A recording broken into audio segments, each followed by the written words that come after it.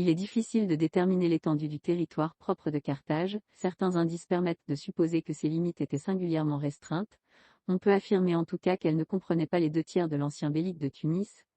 Lorsque la ville punique avait fini par s'affranchir du tribut qu'elle avait si longtemps payé aux Libyens du voisinage, elle s'était contentée de mettre la main sur les parties les plus fertiles des territoires voisins, elle s'était agrandie en propriétaire plutôt qu'en conquérante, cherchant une banlieue de rapport plutôt qu'un empire territorial, elle semble s'être arrêtée au point où chacun de ses citoyens suffisamment pourvus pouvait doubler les profits du commerce par ceux de la grande culture. On sait par un fragment d'Eomaque, conservé par Phlégon de Tralles, que le territoire propre de Carthage était protégé par un fossé, ce sont les fosses puniques dont il est question dans un passage d'Appien. Parmi les conditions du traité de 201 figure pour les Carthaginois l'obligation de se renfermer dans les limites qu'ils occupaient au moment du débarquement de l'armée romaine en Afrique, et ces limites rappelées à 2 reprises par Scipion dans son discours aux envoyés de Carthage, sont précisément les fosses puniques. On peut donc considérer ces fosses comme la ligne de démarcation que Carthage avait volontairement tracée à l'heure de sa plus grande puissance, entre son territoire propre et les possessions des Numides ou des Libyes phéniciens tributaires de la République. On peut affirmer en outre que le district de Tusca et celui des Grandes Plaines étaient compris dans les limites de la Carthaginoise. Nous savons en effet que Massinissa s'empara de ces territoires, au mépris des stipulations du traité de 201.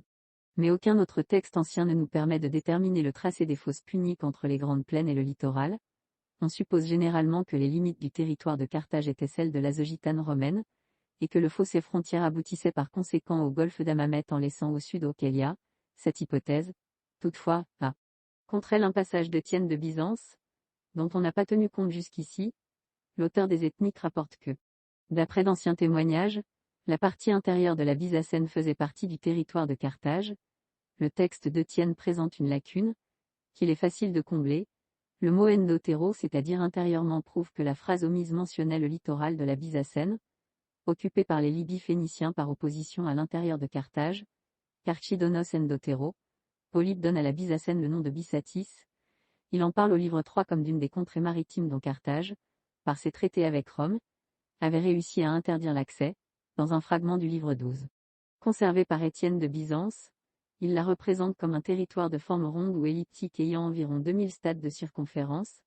Il la distingue d'ailleurs des empories situées sur la Petite Syrte, contrairement à l'affirmation d'Étienne de Byzance ou plutôt de son abréviateur, Timolos. Il est facile dès lors de se rendre compte de ce que Polybe entend désigner par le mot Bysatis. Il suffit de jeter les yeux sur la carte pour s'apercevoir que le littoral d'Erglaate, limite septentrionale de la Petite Syrte, dessine une saillie en arc de cercle assez marquée. En achevant par le compas la figure arrondie dont parle Polybe, on voit que la Bysatis formait une ellipse limitée, au nord et à l'ouest par les montagnes qui dominent la plaine de Kairouan, le Djebel Serjol Djebel Kezra et le Djebel Alouk-el-Mkila, au sud-ouest et au sud par une ligne courbe dont le Djebel Amra, le Djebel Gasra. Le Djebel Mehri et le plateau des Néfésia marquent les points principaux. La zone du littoral formait les territoires d'Adrumet, de Ruspina, de Thapsus, d'Achula, de Ruspe et d'Usila. L'intérieur appartenait à Carthage.